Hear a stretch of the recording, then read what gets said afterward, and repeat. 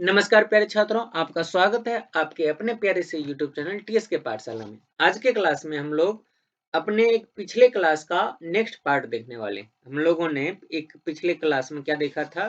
Class 12th के लिए physics का मोस्ट वीवीआई सब्जेक्टिव क्वेश्चन देखा था। किस चैप्टर से? इलेक्ट्रोस्टैटिक्स वाले पार्ट से। इलेक्ट्रोस्टैटिक्स से हमने कुछ वीवीआई सब्जेक्टिव देखा था, जो कि सब के सब क्या थे? PYQs, यानी कि हमारे सभी के सब प्रीवियस ईयर क्वेश्चंस थे। तो उसमें से कुछ प्रश्न हमने देख लिया था।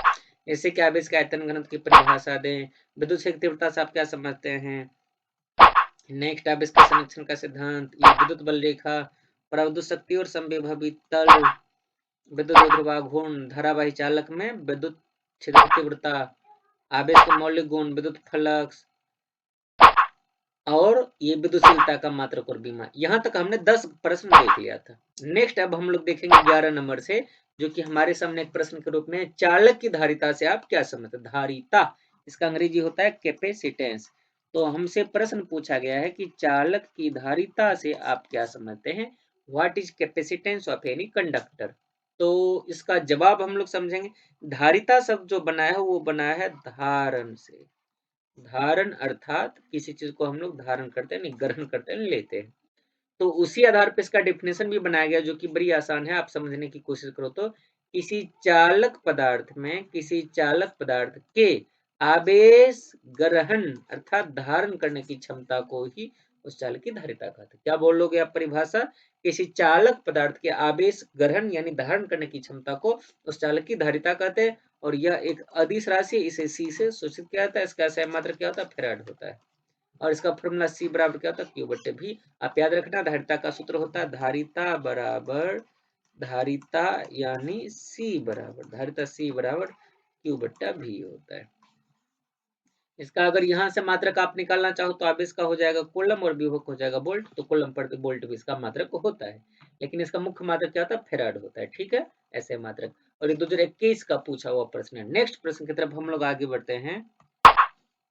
अगला प्रश्न हमारे सामने है 12 नंबर। सी धारिता वाले, सी धारिता दिया है, संधारित्र को भी विभव तक आवेशित किया जाता है, इसकी विद्युत ऊर्जा क्या होगी? ये 2020 का पूछा हुआ प्रश्न है। यानी कि कोई संधारित्र है जिसकी धारिता सी है और उसका विभव भी है, तो उसकी ऊर्जा के बारे में पूछा गया। उसकी ऊर्जा, स्थितिज ऊर्जा के बारे में, संचित ऊर्जा के बारे में पूछा गया। तो हम लोगों ने फॉर्मूला एक प्रूव किया हुआ था कि किसी भी चालक की धारिता अगर सी हो और विभव उसका भी हो, तो उसका फॉर्मूला होता था स्थितिज ऊर्जा का U बराबर half C V square, half C V square, जो कि आपको यहाँ पर दिख जाएगा। U बराबर क्या है? Half C V square.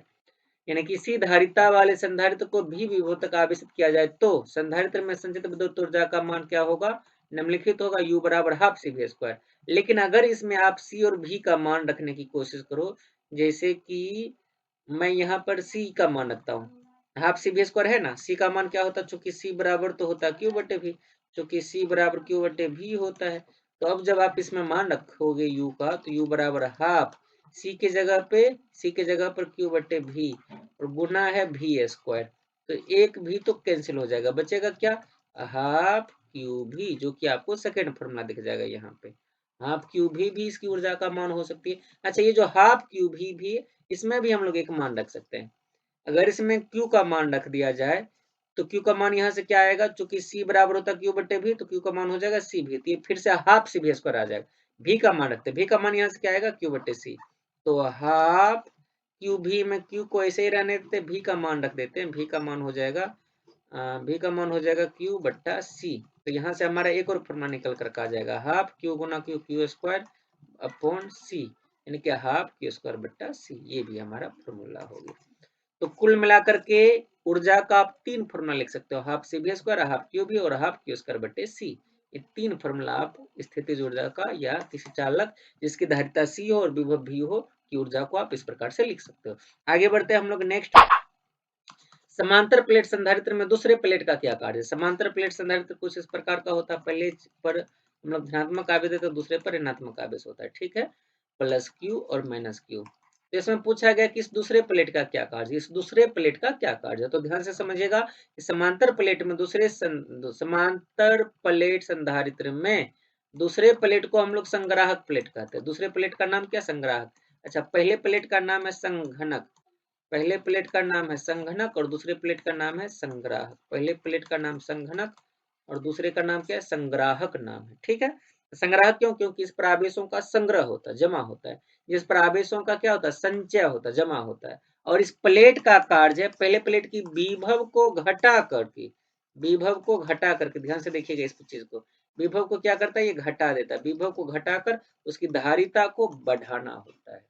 यानी कि किसी समांतर प्लेट संधारित्र में दूसरे प्लेट का काम होता है उसकी विभव को घटा करके, पहले प्लेट की विभव को घटा करके उसकी धारिता को बढ़ाना होता है। ठीक है, ये 2015 का पूछा हुआ प्रश्न है। नेक्स्ट सवाल हमारे सामने है 14 नंबर, किन्हीं दो कारकों को बताइए जिनसे चालक की धारिता प्रभावित होती है। यानी कि चालक की धारिता को प्रभावित करने वाले दो कारक हमसे पूछा गया है।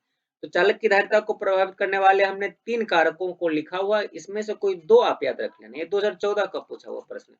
जैसे कि पहला पॉइंट है चालक का क्षेत्रफल। चालक की धारिता चालक के पदार्थ के क्षेत्रफल का सीधा समानुपाती होता है, अर्थात अगर क्षेत्रफल बढ़ेगा तो धारिता भी बढ़ जाएगा। ठीक है, दूसरा हमारे सामने है चालक के चारों ओर के माध्यम की प्रकृति। यानी कि किसी चालक पदार्थ को किस माध्यम के अंदर रखा गया, जैसे हवा के अंदर रखा गया है या पानी के अंदर रखा गया है या केरोसिन के अंदर रखा गया है, तो उस माध्यम की प्राविद्युता क्या है उस पर भी निर्भर करता है। तीसरा, अन्य चालकों की उपस्थिति। यानी कि कोई अगर ये चालक है तो इसकी धारिता इस बात पर भी निर्भर करती है कि इसके सामने कोई और चालक क्या है भी। ठीक है, तो 3 चीज है, अन्य चालकों की उपस्थिति पर के कारण भी चालक की धारिता बढ़ जाती है। तो 3 पॉइंट है, चालक का क्षेत्रफल बढ़ाता है, चालक के चारों ओर के माध्यम की प्रकृति पर भी धारिता निर्भर करती है और अन्य चालकों की उपस्थिति के कारण भी धारिता बढ़ जाती है। ये 2014 का प्रश्न था, इसको आप याद रखोगे, इसका स्क्रीनशॉट भी चाहो तो कर सकते हो साथ में। नेक्स्ट प्रश्न हमारे सामने, दो संधारित्रों की धारिताएं क्रमशः C1 है एवं C2 है। इनके पार्श्वबद्ध यानी समांतर क्रम को ही पार्श्वबद्ध कहा जाता है एवं श्रेणी क्रम परिपथ को दर्शाइए। ये 2013 का पूछा हुआ प्रश्न है। यानी कि हमारे पास दो संधारित्र है C1 और C2, हमें इसके लिए श्रेणी क्रम और समांतर क्रम संयोजन को एक्सप्लेन करना, समझाना है।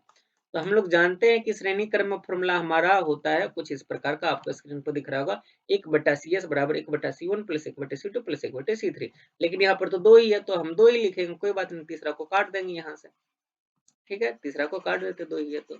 लेकिन ये फॉर्मूला होता है, अगर आपसे कोई भी चीज दो धारिता दे दिया C1 C2 तो आप इस फॉर्मूला पर रख करके आप इसको श्रेणी क्रम में और समांतर क्रम में पुट कर सकते हो। फॉर्मूला याद रखिएगा, श्रेणी क्रम में 1/CS, CS मतलब सीरीज में समतुल्य धारिता बराबर 1/C1 प्लस 1/C2 और समांतर क्रम में CP यानी कि पैरेलल में C हो जाएगा C1 प्लस C2। ठीक है, इन दोनों को आप याद रखना।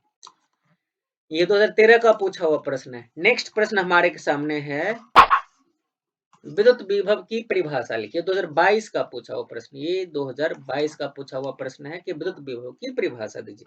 विद्युत विभव का परिभाषा हमने कई बार देखा है कि इकाई धनात्मक आवेश को, किस चीज को, किसको, तो इकाई धनात्मक आवेश को याद रखिएगा। विद्युत विभव में किसको कहीं से लाते हैं, तो इकाई धनात्मक आवेश को, कहां से, अनंत से। इकाई धनात्मक आवेश को अनंत से, इकाई धनात्मक आवेश को अनंत से कहां तक, ध्यान से सुनिएगा, विद्युत क्षेत्र के किसी एक बिंदु तक इकाई धनात्मक आवेश को अनंत से विद्युत क्षेत्र के किसी बिंदु तक लाने में किए गए कार्य को विद्युत विभव कहते हैं। और यह एक अदिश राशि से भी से सूचित किया जाता है, इसका समात्रक वोल्ट होता है।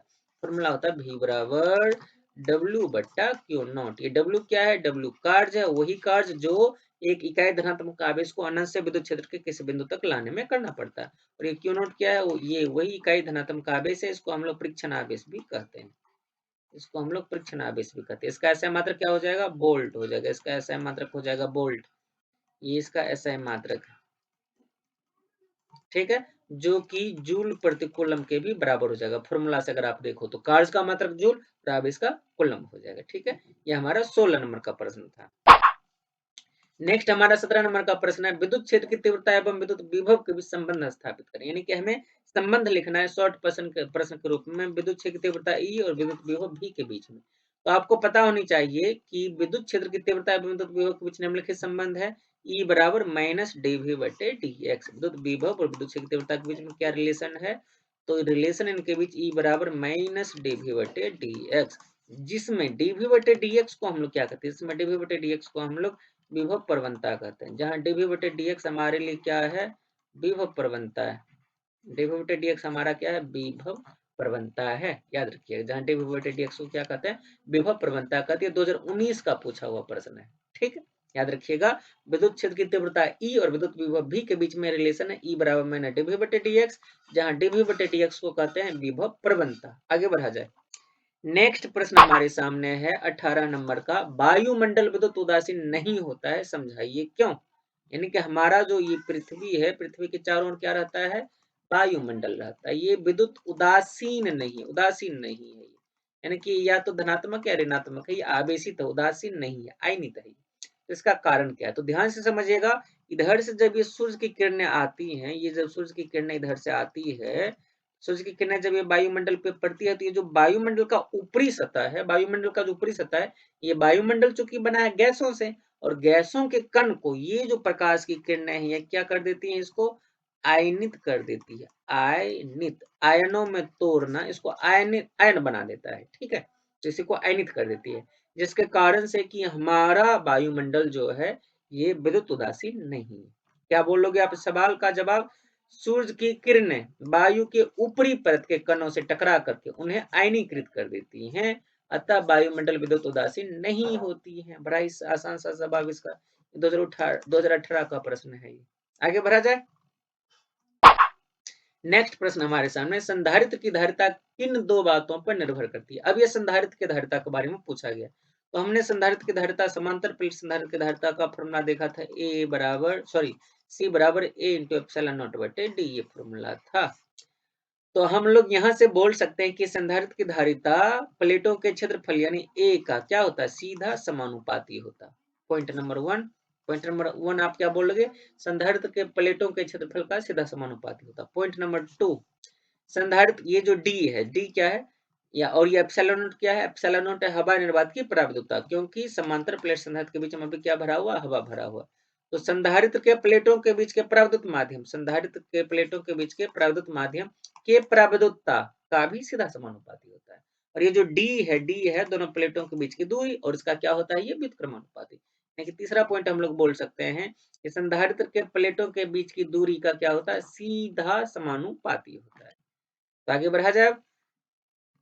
इतना आप याद रखोगे, C बराबर A इंटू एप्सिलॉन नॉट बटे D। और अगर आपसे कोई पूछे कि संधारित्र की धारिता किन बातों पर निर्भर करता है, तो आप इनका जवाब दे सकते हो। अच्छा, हमसे 2 ही पूछा गया, तो हमने 3 बोल दिया, आप कोई 2 याद कर लेना।